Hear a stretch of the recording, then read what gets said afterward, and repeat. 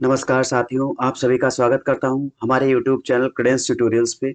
दोस्तों, आज हम देखेंगे प्रैक्टिस पेपर 14 को, जिसमें UPSI, SSC GD, UP PCS और आरओ और यूपी ट्रिपल एससी और यूपी टेट जैसे एग्जाम्स के लिए क्वेश्चन को कवर किया गया है।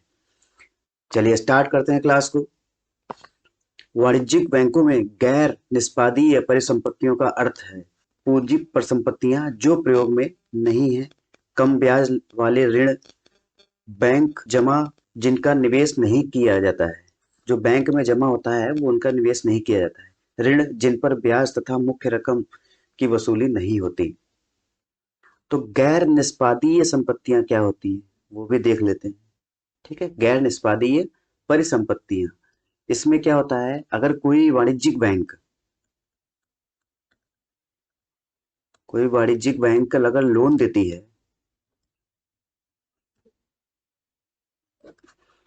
तो उसमें जो लोन लेता है अगर, तो उसको आज की डेट मान लिया 26 दिसंबर है, तो पिछली किस्त जो जिसने जमा करी थी 26 नवंबर को, उससे 90 डेज बाद, 30 दिन पहले वाली जो किस्त जमा हुई थी उससे 90 डेज बाद 26 मार्च, 90 डेज बाद जैसे 26 मार्च को उसे मुख्य धनराशि की किस्त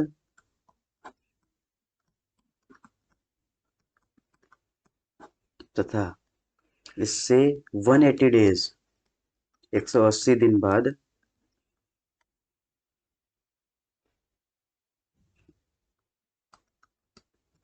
उससे ब्याज की अदायगी की जाएगी।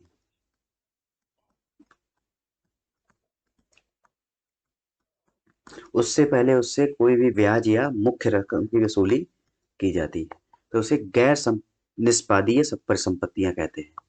समझ गए कॉन्सेप्ट? जैसे आज की डेट 26 दिसंबर है, पिछले भुगतान की 30 दिन से 90 डेज बाद उसे मुख्य धनराशि की किस्त तथा 180 दिन बाद उससे ब्याज की अदायगी की जाएगी, उससे पहले नहीं की जा सकती, तो इसे गैर निष्पादीय परिसंपत्तियां कहते हैं। नेक्स्ट क्वेश्चन है, निम्नलिखित पर विचार कीजिए। बाजार ऋणादान, ट्रेजरी बिल्स, भारतीय रिजर्व बैंक को निर्गमित विशेष प्रतिभूतियां, उपरोक्त में से कौन आंतरिक ऋण का या उसके घटक है? आंतरिक ऋण, इंटरनल लोन, इंटरनल लोन जो होता है वो कौन कौन से हैं? बाजार, बाजार से लिया गया ऋण,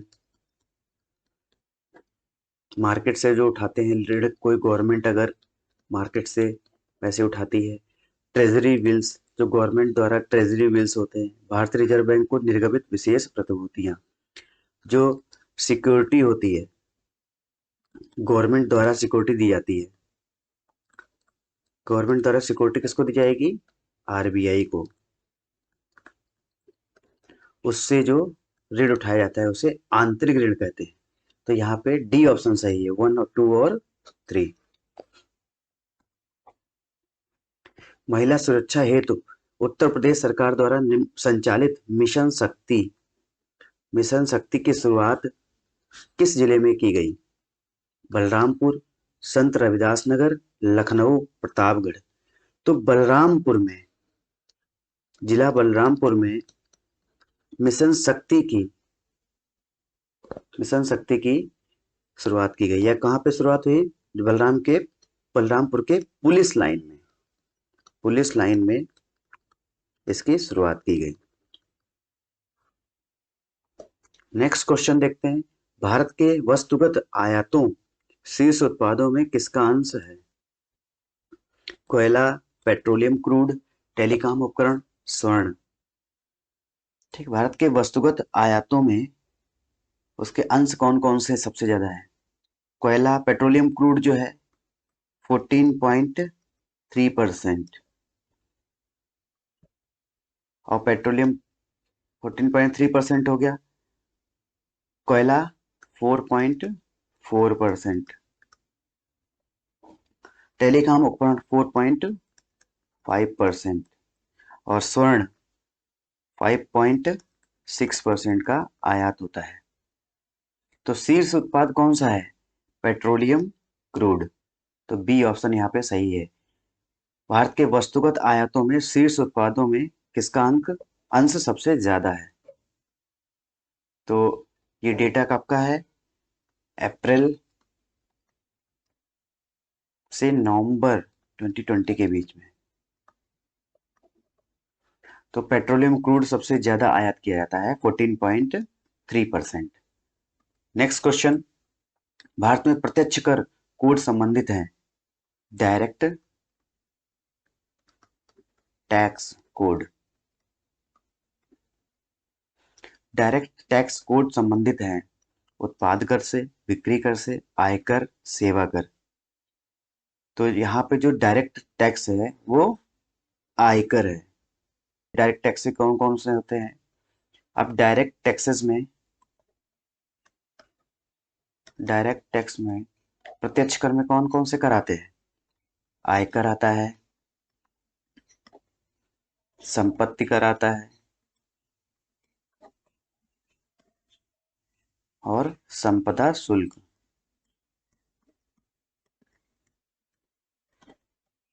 ठीक है, तो आयकर, संपत्ति कर और संपदा शुल्क जो है वो डायरेक्ट टैक्स में आते हैं। केंद्रीय बजट 2021 और 22 के तहत प्रदत्त सब्सिडी बढ़ते से घटते क्रम में व्यवस्थित कीजिए। जो सब्सिडी है उसको बढ़ते से घटते क्रम में देखना है। तो सबसे ज्यादा सब्सिडी किसको दी गई है? खाद्य सब्सिडी।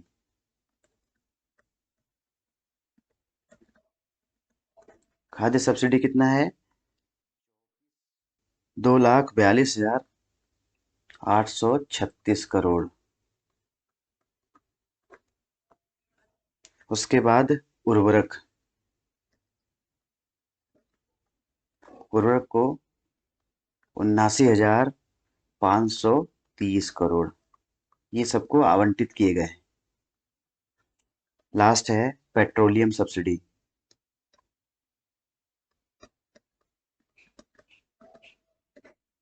पेट्रोलियम में 12,995 करोड़। तो यहाँ पे ए ऑप्शन देखिए सही है। खाद्य में सबसे ज्यादा सब्सिडी, उसके बाद उर्वरक, उसके बाद पेट्रोलियम। तो ए ऑप्शन यहाँ पे सही है। नेक्स्ट क्वेश्चन है, गेहूं का न्यूनतम समर्थन मूल्य एमएसपी, मिनिमम सपोर्ट प्राइस, समर्थन मूल्य, न्यूनतम समर्थन मिनिमम सपोर्ट प्राइस निर्धारित किया गया है। गेहूं का कितना है? 1925 रुपए पर कुंटल, 1955 रुपए पर कुंटल, 1975 रुपए पर कुंटल, 1995 रुपए पर कुंटल। तो गेहूं का समर्थन मूल्य है 1975 रुपए पर क्विंटल। तो यहाँ पे सी ऑप्शन सही है। वही जौ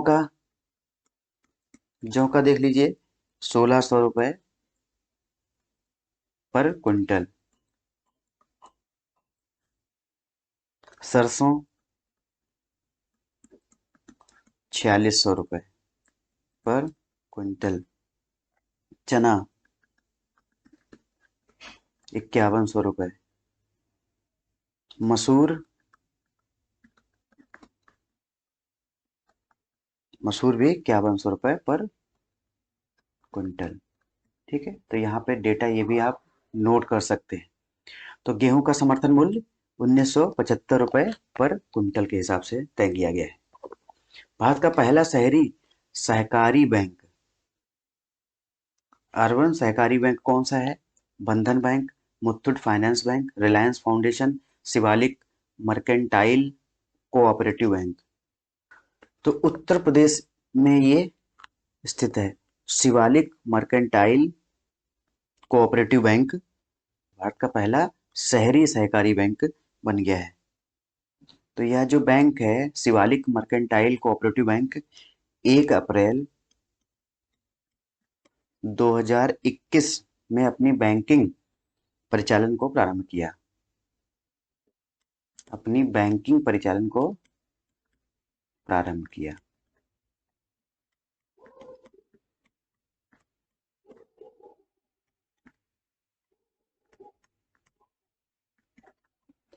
तो इसके जो परिचालन स्टार्ट हुआ है 1 अप्रैल 2021 में उत्तर प्रदेश में स्टार्ट हुआ है।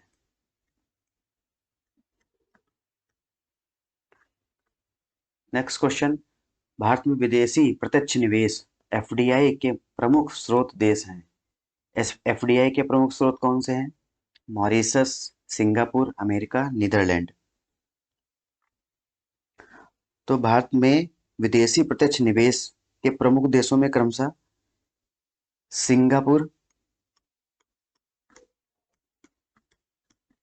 टॉप पे है, उसके बाद अमेरिका, उसके बाद कैमन द्वीप,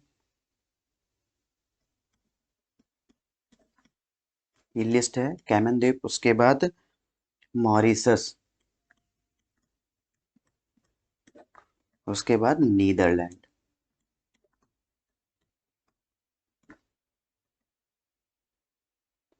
तो यहाँ पे सिंगापुर टॉप पे रहा है। तो सिंगापुर सबसे ज्यादा एफडीआई हमारे इंडिया में करता है। निम्नलिखित में से कौन सा भारत में सामुदायिक विकास कार्यक्रम के शिल्पकार थे? कौन जो थे वो भारत में शिल्पकार कहे जाते हैं सामुदायिक विकास कार्यक्रम के? B R Mehta, Jayaprakash Narayan, S K Dey, Ashok Mehta.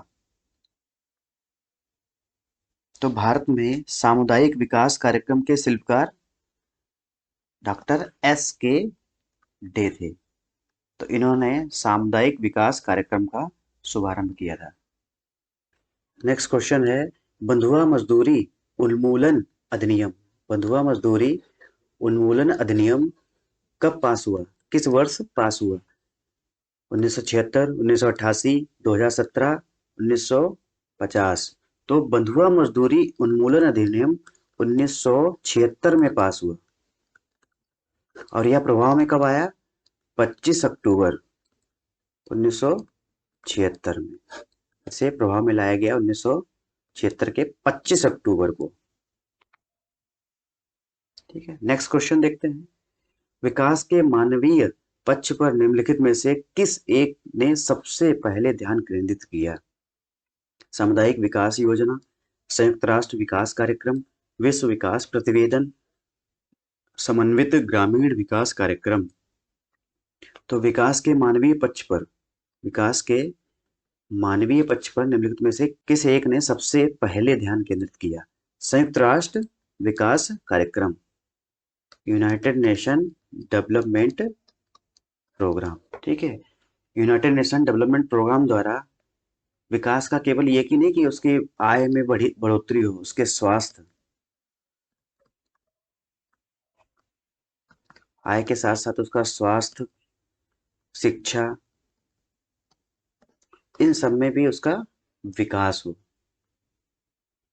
ठीक है, तो मानवीय पक्ष को भी एक आधार रखा था, जो सबसे पहले संयुक्त राष्ट्र विकास कार्यक्रम द्वारा इसे प्रारंभ किया गया। तो यहाँ पे विकास के अंतर्गत केवल आय का ही नहीं गणना की गई, बल्कि स्वास्थ्य और शिक्षा को भी मानव विकास प्रक्रिया का एक प्रमुख भागीदार माना गया। ठीक है, स्वास्थ्य और शिक्षा को भी। नेक्स्ट क्वेश्चन देखते हैं, भारत में दीर्घकालीन राजकोषीय नीति की घोषणा किस वित्त मंत्री द्वारा की गई? दीर्घकालीन राजकोषीय नीति की घोषणा किस वित्त मंत्री द्वारा की गई? यशवंत सिन्हा, मनमोहन सिंह, प्रणब मुखर्जी, वीपी सिंह। उस समय तत्कालीन जो वित्त मंत्री थे वीपी सिंह, वीपी सिंह द्वारा दीर्घकालीन दीर्घकालीन राजकोषीय नीति, दीर्घकालीन राजकोषीय नीति की घोषणा की गई। ये कब थे वित्त मंत्री? 1985 86 के बजट में, ठीक है, इन्होंने 1985-86 के बजट में दीर्घकालीन राजकोषीय नीति की घोषणा की थी। तो बीपी सिंह द्वारा किया गया। नेक्स्ट क्वेश्चन है, उत्तर प्रदेश में सिंगल विंडो क्लियरेंस विभाग के संबंध में निम्नलिखित पर विचार कीजिए तथा नीचे दिए गए कूट से सही उत्तर चुनिए। औद्योगिक सेवाएं, औद्योगिक स्वीकृति, औद्योगिक अनुमोदन, औद्योगिक ठोस अपशिष्ट अपशिष्ट प्रबंधन। तो यहाँ पे औद्योगिक सेवाएं दी जाएंगी सिंगल विंडो क्लियरेंस विभाग द्वारा, औद्योगिक स्वीकृति मिलेगी, औद्योगिक को अनुमोदन मिलेगा। ठीक है, तो 1, 2 और 3 यहाँ पे सही है, सी ऑप्शन सही है। उत्तर प्रदेश में सूरमा उद्योग के लिए प्रसिद्ध है वाराणसी, प्रयागराज, मुरादाबाद, बरेली। तो उत्तर प्रदेश में सूरमा के लिए सबसे ज्यादा कौन प्रसिद्ध है? बरेली। और बरेली कत्था उद्योग के लिए भी प्रसिद्ध माना जाता है, कत्था उद्योग भी बरेली में होता है। नेक्स्ट क्वेश्चन, निम्नलिखित उत्तर प्रदेश के जनपदों में भुक्सा जनजाति कहाँ पाई जाती है? बिजनौर और आगरा में, बहराइच और लखीमपुर में, मिर्जापुर और सोनभद्र में, ललितपुर और जालौन में। तो भुक्सा या बुक्सा जनजाति बिजनौर और आगरा डिस्ट्रिक्ट में पाई जाती है। ये अपने को राजपूत का वंशज मानते हैं।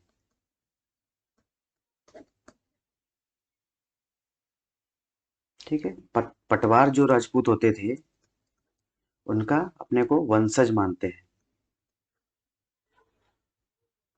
नेक्स्ट क्वेश्चन देखते हैं, वर्ल्ड पॉपुलेशन प्रोस्पेक्ट्स 2019 के अनुसार विश्व की सर्वाधिक नगरीकृत देश कौन सा है? Singapore, Kuwait, Qatar, Iceland.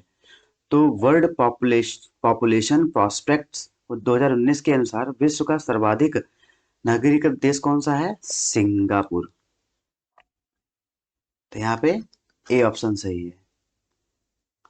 Next question देखते हैं, भारत में दशकीय जनसंख्या वृद्धि दर न्यूनतम रही है 1961 से 1971 के मध्य, 1981 से 1991 के मध्य, 1991 से 2001 के मध्य, 2001 से 2011 के मध्य।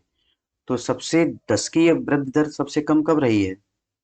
2001 से 2011 के मध्य 17.7%, और 1961 से 71 के बीच में 24.80% रही थी। 81 से 91 के मध्य 23.87% रही थी, और 1991 से 2001 के मध्य 21.54% रही। तो सबसे कम वृद्धि दर कब रही है? 2001 से 2011 के मध्य की जनगणना से। भारत में जनसंख्या घनत्व निरंतर बढ़ा, लगभग स्थिर रहा, कुछ कम हुआ है, पहले बढ़ा और फिर 1991 के पश्चात घटा है। तो भारत में जनसंख्या घनत्व 1911 से 21 के मध्य जनसंख्या घनत्व दर जो थी वो ऋणात्मक थी, -1.2 रही थी।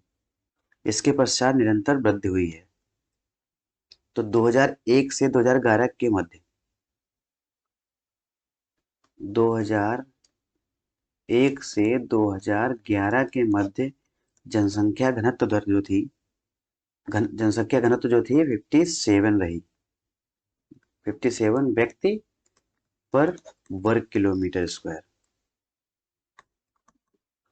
ठीक, यहाँ पे ऋणात्मक थी 1.2 व्यक्ति पर, तो यहाँ पे निरंतर बढ़ा है। और वही 2011 की जो जनगणना थी उसमें 382 व्यक्ति पर वर्ग किलोमीटर स्क्वायर रही है। तो निरंतर उसकी वृद्धि हुई है। नेक्स्ट क्वेश्चन देखते हैं, महिला पायलट आयशा अजीज के बारे में निम्नलिखित में से कौन सा कथन या कथन सही है? आयशा अजीज फरवरी 2021 में भारत की सबसे कम उम्र की महिला पायलट बनी। उन्होंने वर्ष 2016 में सबसे कम उम्र में छात्रा पायलट बनने का लाइसेंस प्राप्त किया। उन्होंने रूस के सोकोल एयरवेज में मिग 29 लड़ाकू जहाज उड़ाने का प्रशिक्षण प्राप्त किया। नीचे दिए गए कोड का प्रयोग कर सही उत्तर चुनिए। तो यहाँ पे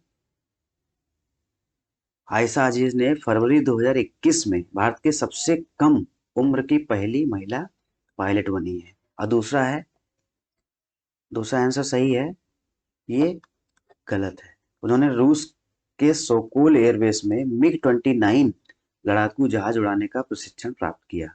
तो 1 एंड 3 ठीक है, यहाँ पे बी ऑप्शन सही है।